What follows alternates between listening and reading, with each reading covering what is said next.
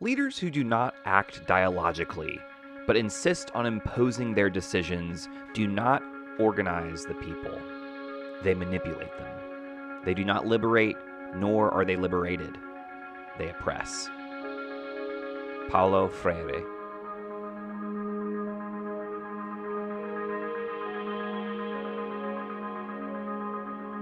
Bending, Not Breaking, Season 6, Episode 4, In Harm's Way.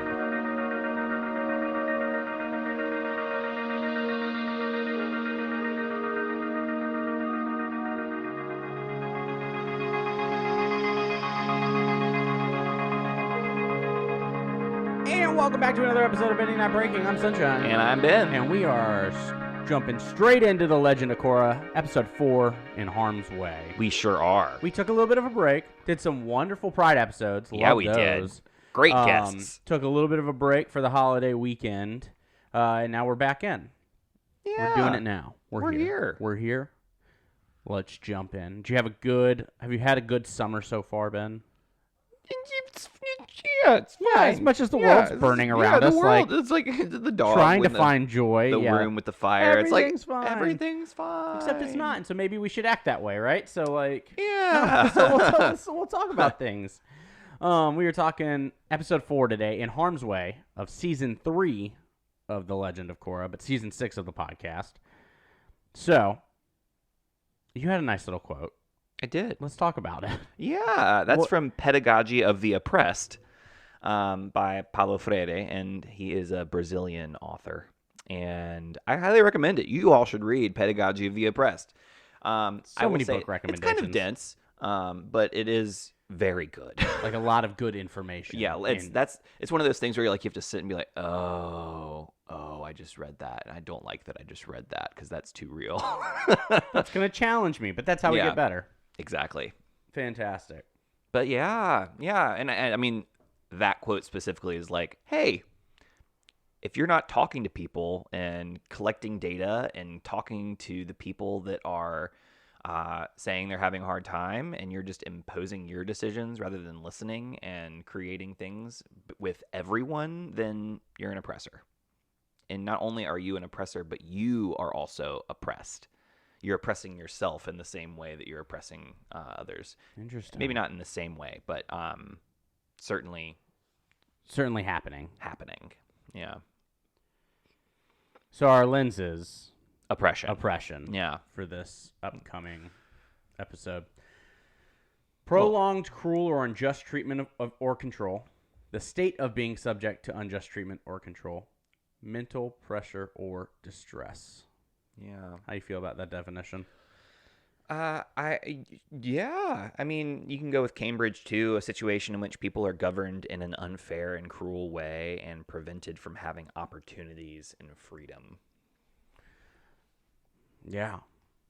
But I think that keywords to think about there are just in the Cambridge version, like being governed. And so there's this understanding that there is a power imbalance in oppression, and I think that that's certainly worth noting. Someone oppresses, someone gets oppressed. So I think that that's important to think about as well. So in the writings of Marion Young, there's Justice in the Politics of Difference, came out in 1990. The stages of oppression. So the first one is exploitation, referring to the act of using people's labors to produce profit while not compensating them fairly, is the first step. Huh. Marginalization is the next step. The act of relegating or confining a group of people to a lower social standing. Mm-hmm. Mm-hmm. Powerlessness, the form of oppression, refers to how some in a society are relegated to be powerless and are dominated by the ruling class. Cultural imperialism, which is taking the norms of the ruling class and saying that this is the norms of our society. Yep. The given norms. And then finally, violence. The form of oppression looks like when groups live with the knowledge that they must fear random, unprovoked acts on their persons or property. We see all of those in this episode. Yeah. So it's certainly going to be a good amount of things to talk about, even if we're only talking about like a certain segment of this episode. Yeah. there's for sure plenty to cover. Well, and it's not only that, but I this. think what's going to come up is also like the history of the Earth Kingdom and how that plays a role here. And I think that'll come up too. Yeah. So before we get started, I've got to do a 30-second recap. You're just one of a kind. Big fan. I don't want to do it, but I will do it. But you got to put 30 seconds on the clock because I'm not timing myself. You can't do it all, or you just, what are you, lazy or sometimes, something? No, sometimes I need help. Sometimes I need others. Oh, what a beautiful way to put that. Yeah. On your mark, get set, go. Zuko and Tonrock sees here traveling in a snowstorm, and the Red Lotus frees Plea. Mako and Bolin get passports to travel up to the upper end, and then Bolin sees the group and gives a 30-second recap of his own of everything that happened to him. Earth Queen tells a lie to get them the Avatar to leave. But then Boomy says she has the right to conscript her citizens, which is an interesting phrase we'll talk about. 10 seconds. Jinora projects herself. They find all the airbenders, and then they fight their ways out. Boop, boop, boop. Ding! Well done. Well, when you can take the last 10 minutes of the episode and go like, and then they fought fought their way out. Yeah. Good. We did it. That's the end. All right. That's been a great episode on oppression. We make that joke every time we do a 30-second recap. Do we? Yeah, pretty much. I forget. I just do it. Maybe it's just habit at this point. Very much dad jokey. Yeah. All right, let's talk moments of oppression that we see in this episode. Yes, there are quite a few. We can start with the first one. We can start chronologically with Plea, right? We talked about this with the other prisoners that have escaped. How much of what does oppression look like? And I mean, granted, we find out that they attempted to so now kidnap the Avatar, so there's context. Yeah, we have more context but now. Still, are things like solitary confinement for 13 years. Correct. So it had to be more than kidnap. There had to be a bigger plan. Well, I mean, it's not only we don't know what their plan was. Yep, we learned that they have no idea the reasoning behind what they were doing, but I assume that they were hurting people in the process. But we also know that solitary confinement is also violent, right? Like yes. that's a thing. Yeah. Especially solitary confinement when you're literally freezing. Yes. Or in a volcano. Like maybe she's just able to keep themselves at 98.6 degrees, assuming that their body works the same way. And all their energy for 13 years has to be focused on staying at 98.6 degrees. Yeah. And that's it. So they can't do anything else with it. And then being in a volcano and having such water restriction that your sweat isn't even... They're like, oh my goodness, like what's going on? Heat exhaustion. Heat exhaust, like it's just heat stroke. There's how they kind of engineered that is beyond me. That requires an understanding of bending that I don't have. Yeah, so, but yeah, feels like it seems, in my just thought process, I'm wondering if it would be more prudent to just have chi blockers, like, constantly blocking chi. Like, is that a better situation? Like tying them down to just consistently, just like every 15 minutes having Yep. All right, I'm gonna knock out this chi spot. And I don't know if that's worse or better, but like what are the alternatives that I wonder if they even explored that. I mean, I don't know. What if you time that incorrectly, right? And so someone goes to chi block you and they're able to take your blood or like your sweat. Like we don't know if Minghua has got that capability. This is probably the wrong conversation to be having. I'm just going on a little bit of a rant. Yeah, I don't know. Thinking about it. But we know that prison systems can be violent. We know they absolutely can be oppressive. And so it's, do the ends justify the means? And for Kai, I think it's easy to say no. No. For Plea... Is it still no? Don't know. Yeah, I don't know either. And I need to be better educated on that. But all of the things that I've been reading recently are down with prison.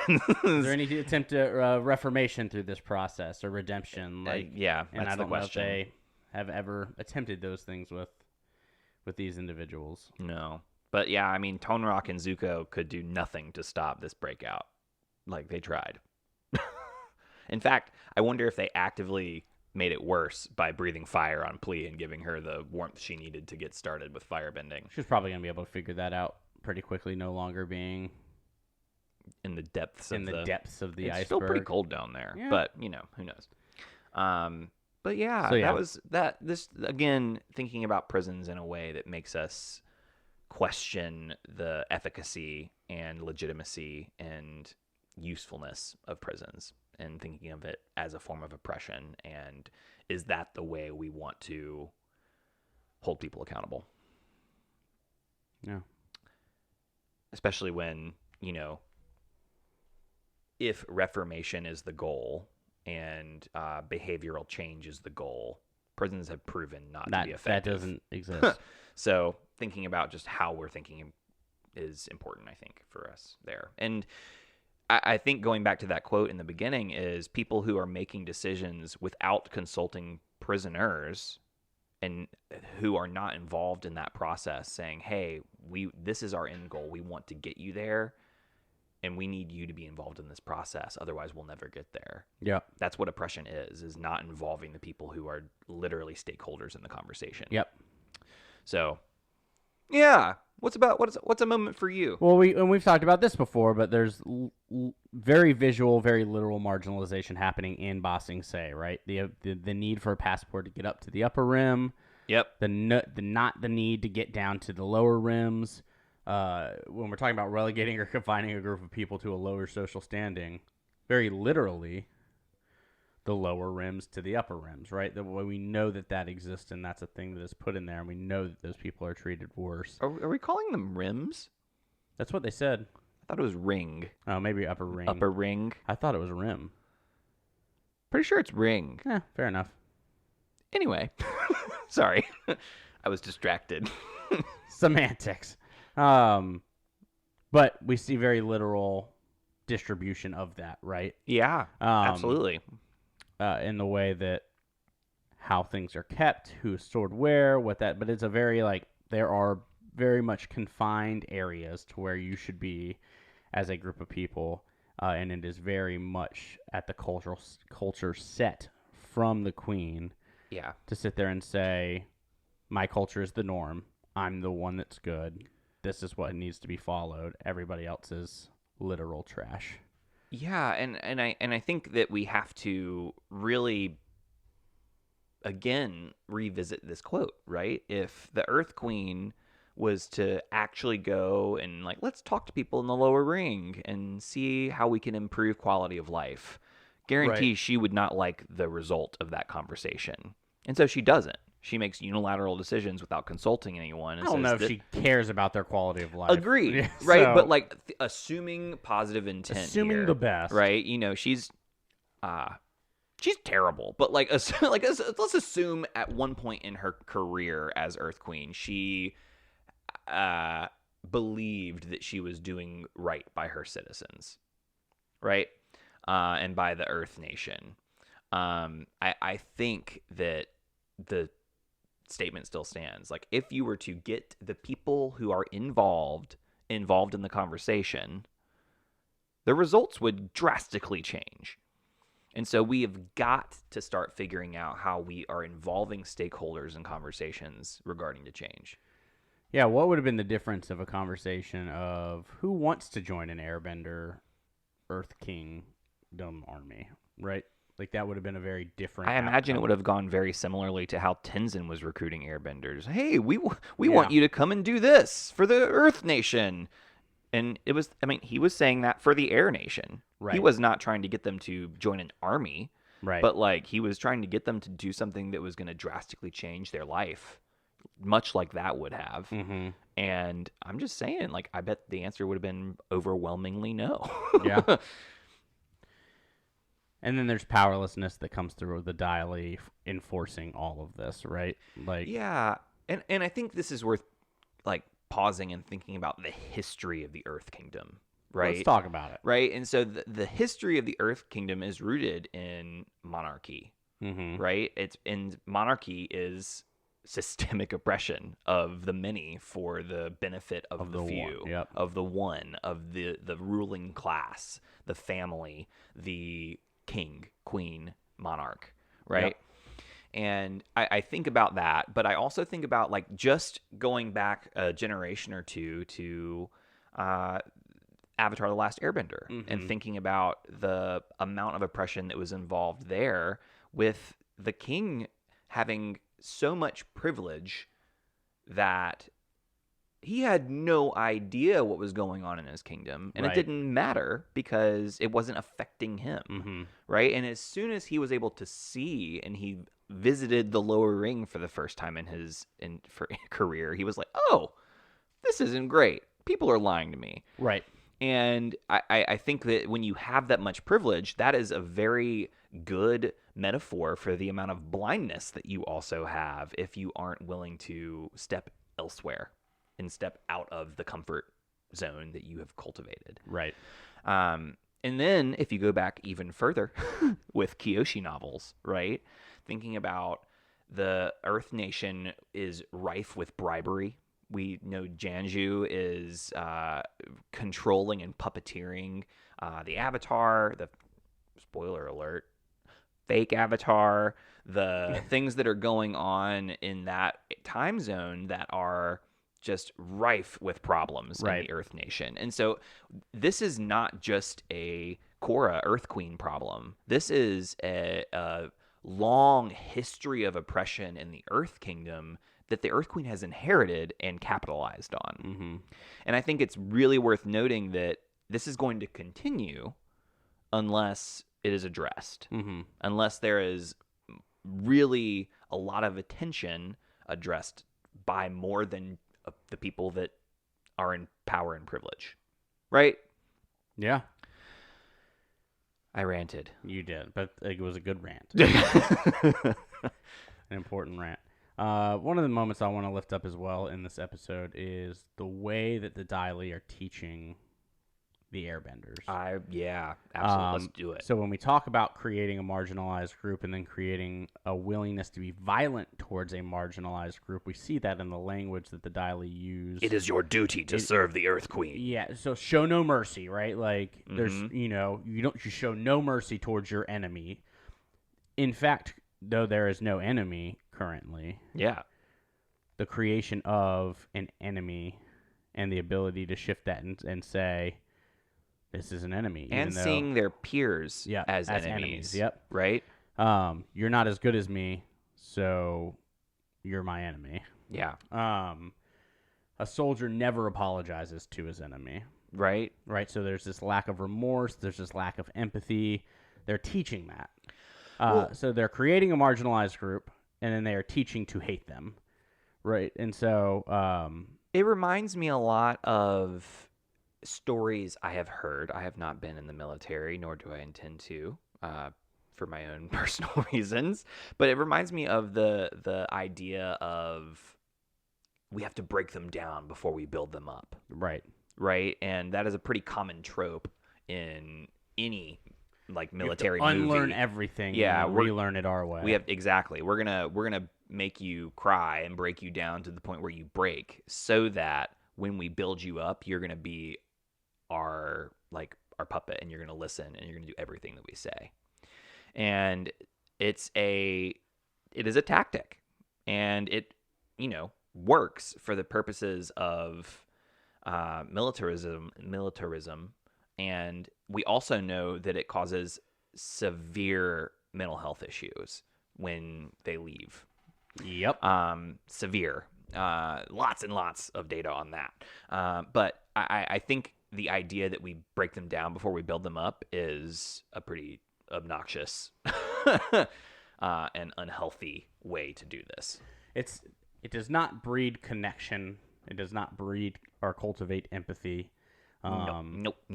And we often in our own spaces see that as, oh no, they're going through this hard time together. We're breeding connection through this. And it's not if you're unwillingly forcing them through hard times in an unnecessary fashion, right? That's not the same thing. Just like common enemy intimacy is not a place for connection, right? These negative behaviors, these behaviors that cause harm intentionally, for the purpose of connection, don't.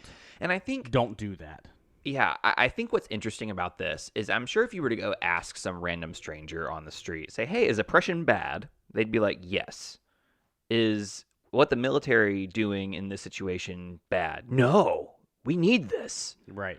And it by definition, it is literally oppression. Mm-hmm.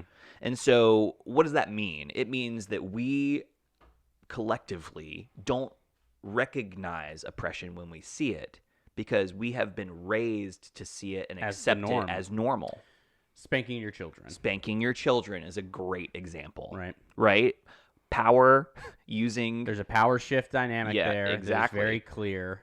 It is cruel. You are using violence. And you are preventing the person from having opportunities and freedom by saying, you're going to do it my way or else. Yep.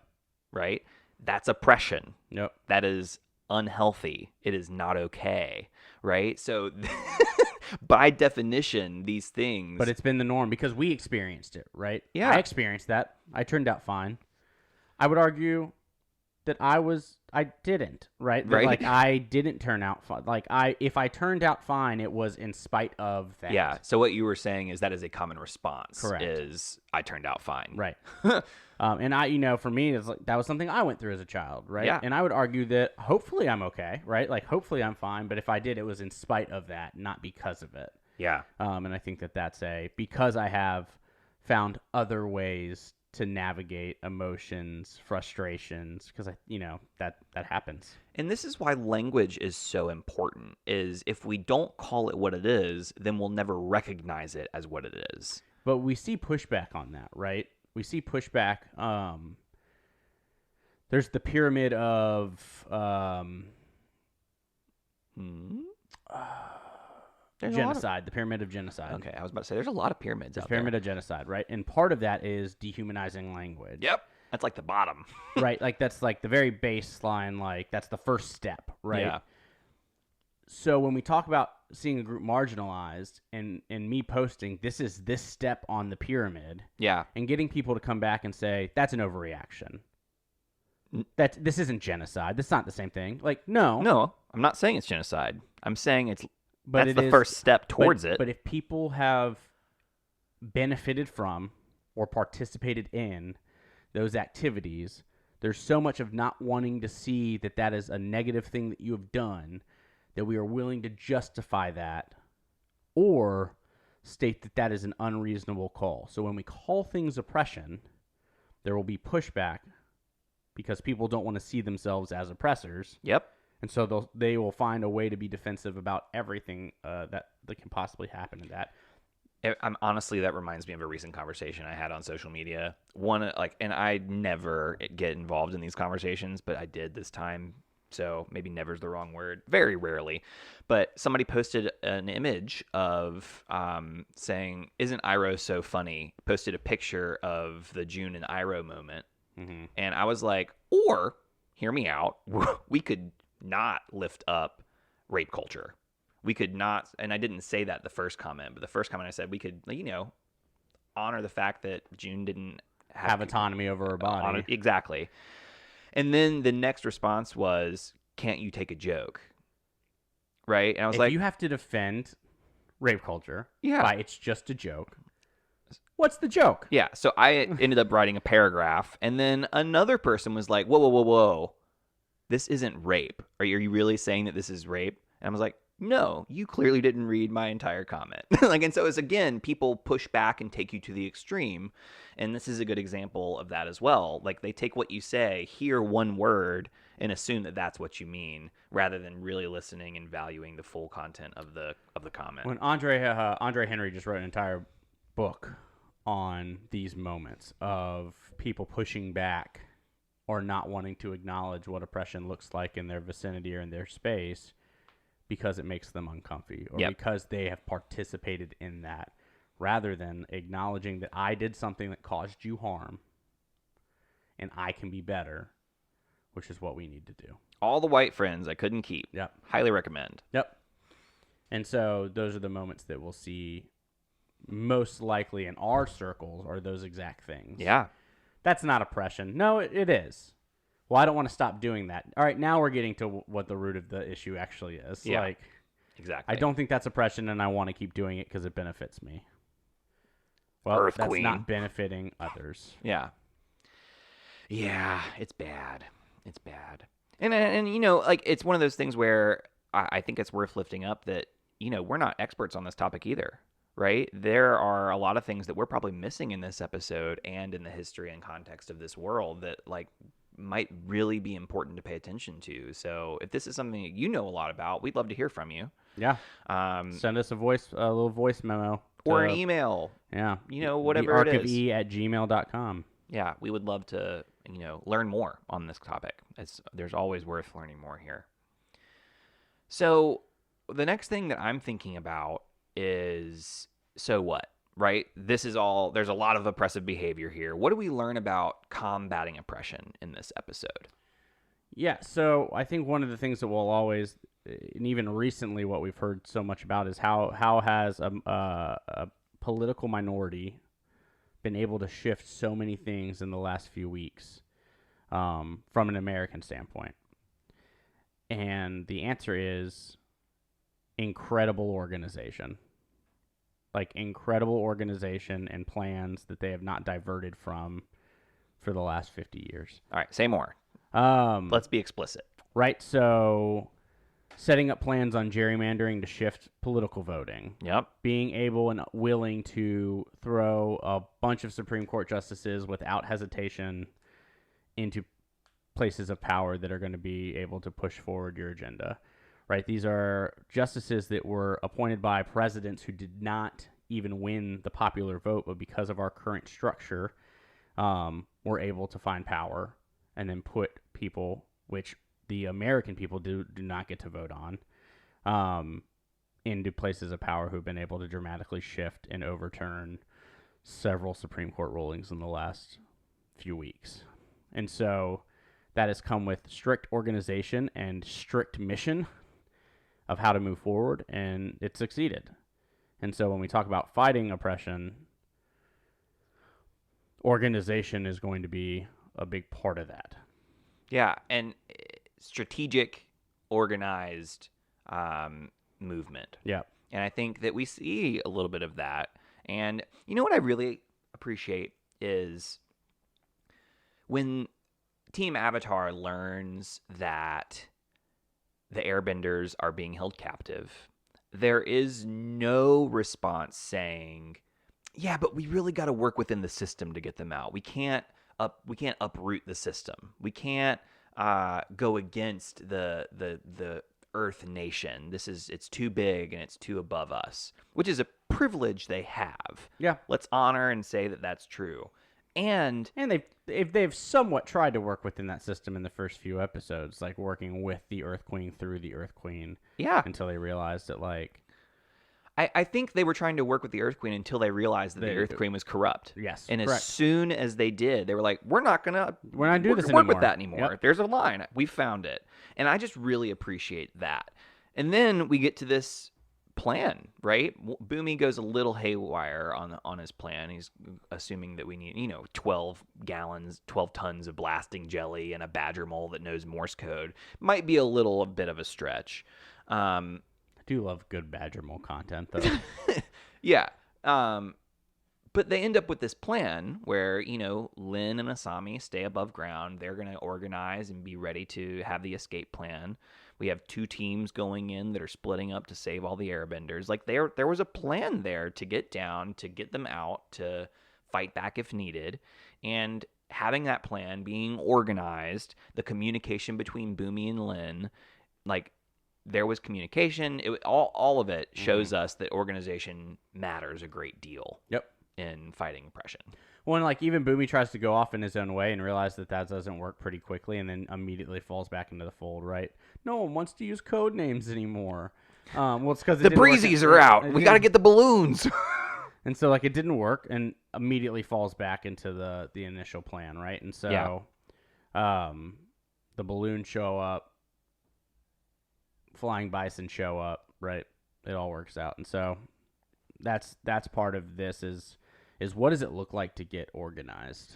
Yeah. And, what's also, I think, important to note is the Earth Queen doubled down when she realized that she was found out. Like, she was trying to convince, there's earthbenders in another province. And instead of being like, you found out, I'm really sorry. And she doubled down. She's like, you will not get away, and sent an army of earthbenders to try and take these people down. And had that worked, most people would have said she was justified to do so. Because as Boomy said earlier, the Earth Queen has a right to conscript her citizens. Which is then, it's again, that is a social norm or cultural norm that is set by the top as the norm.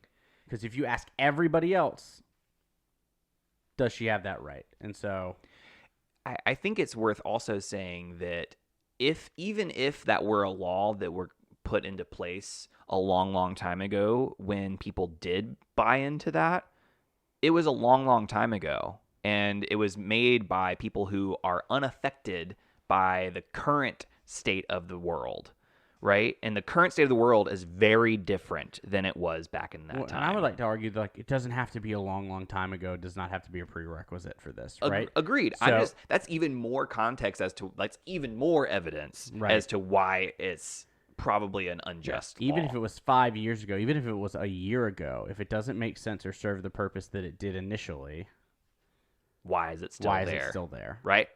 Yes.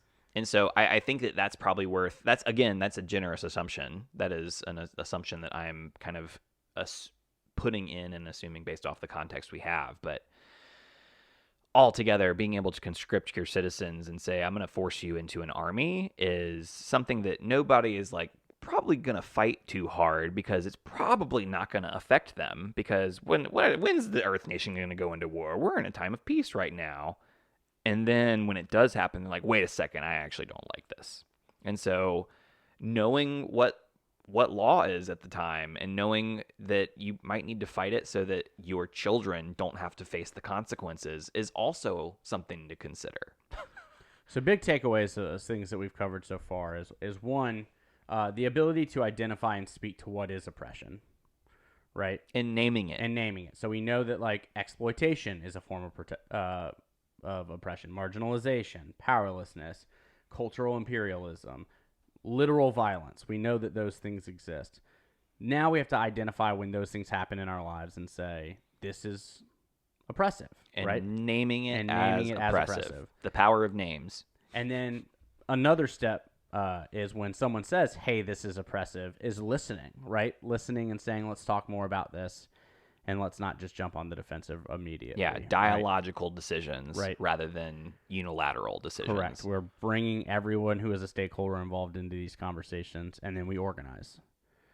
Yes, right, to make change, systemic change. And we see all wonderful examples of these things throughout the course of this episode. Yeah. And what's interesting to me is, like we were saying earlier, these earthbenders we saw evidence that recruiting earthbenders prior to this was largely unsuccessful. Even Kai was kind of like a fake adopter at the time. I'm going to join this because it's going to get me out of this situation. Yeah. Yeah. And so it's interesting to me at the end of this episode when Tenzin says, hey, you have two options, which I was like, they probably have more than that, but that's not the point here.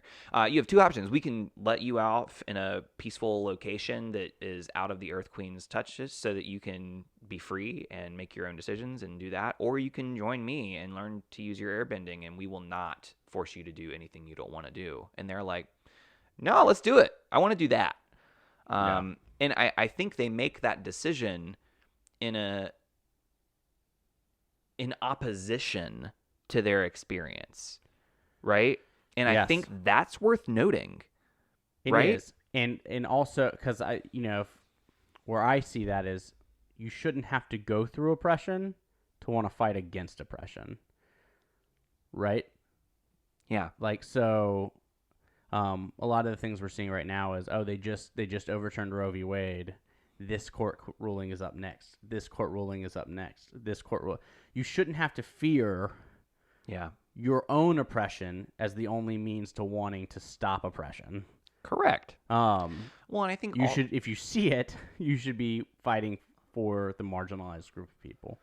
And I think that there were a lot of people on social media that were like, it starts now, right? Not that it hasn't been going It on hasn't been for going on the for last 400 years. Yeah, exactly. Like, hello.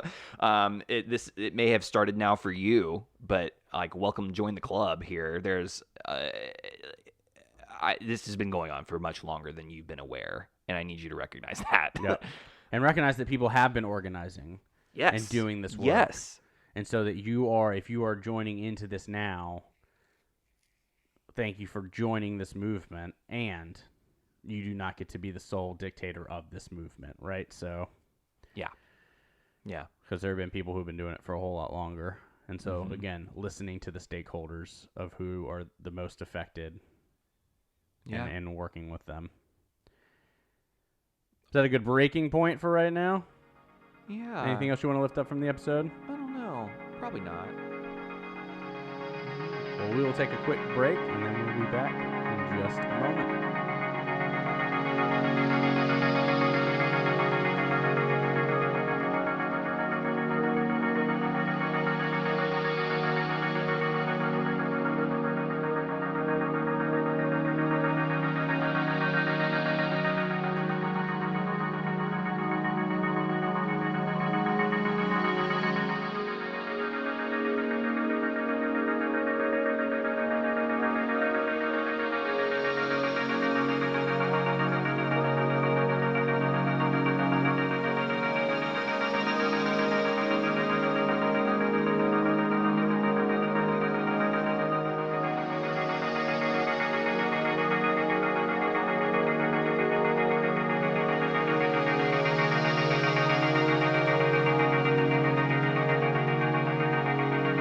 Back from a little break. Welcome back. We're going to jump straight into our Twee and Law, our push and pull for the episode. Woohoo! What pushes you away? What pulls you in?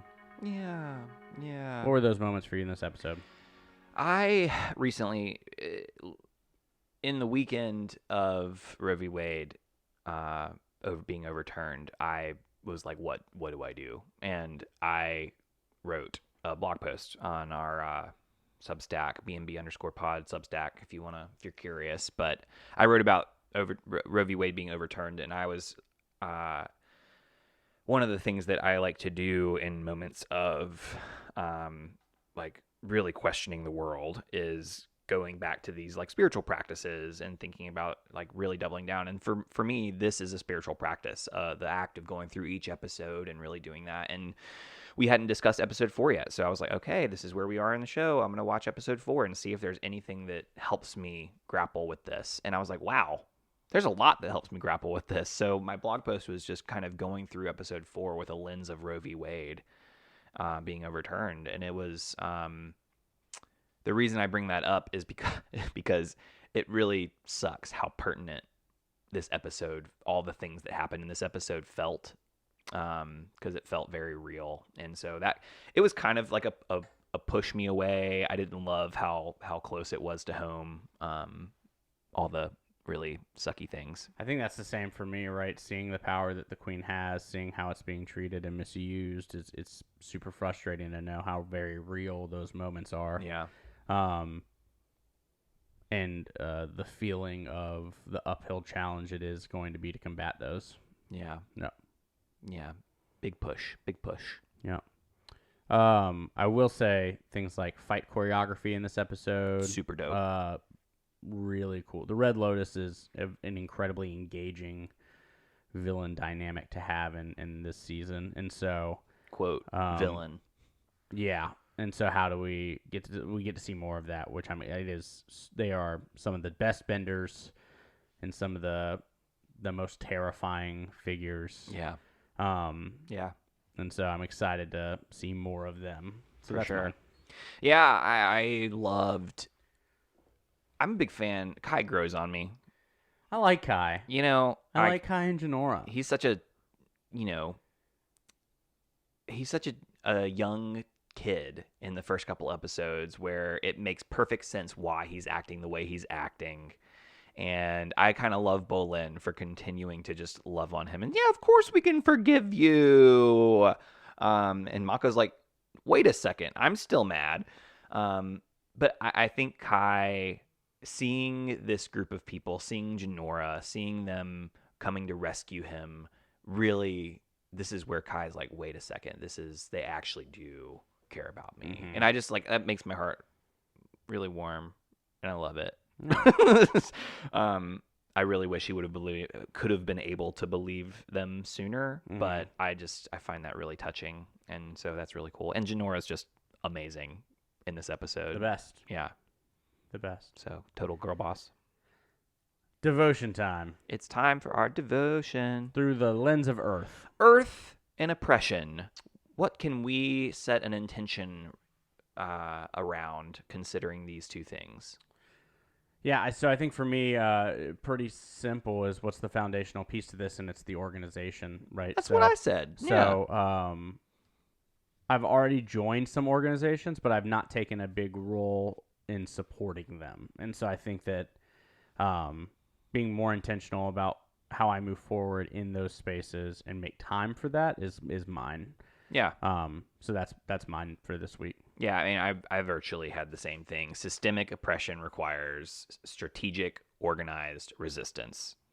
And that is the foundation and structure that Earth provides, is organization and structure. And I really want to think about where my energy and my capacity can be most effective in regards to that. Like, I can read all day long, and that's only going to take me to me knowing more. Right. Until I'm going to start doing something. Correct. It's not helpful. Yep. So taking action and learning what can I do with the capacity that I have is something that I really want to explore. Certain groups that might be helpful. Showing up for racial justice. There's a lot of chapters around the country for that. You'll see that shortened to SURJ, S-U-R-J, and so that might be an organization worth looking in for you as a listener. Yeah. But yeah. Big fan. There's also a lot of resources out there if you're willing to spend some time investigating for gender equality. There's a lot of ways you can get involved in getting rid of oppression. Working on it. Yeah. So. Yeah. All right. And finally, gratitude. Who are you grateful for? Y'all, I'm grateful for Asami. Let's be real. When am I not grateful for Asami? Tell me more. But for this episode, there's this moment where Korra's just fighting and Asami's being the punching bag, essentially.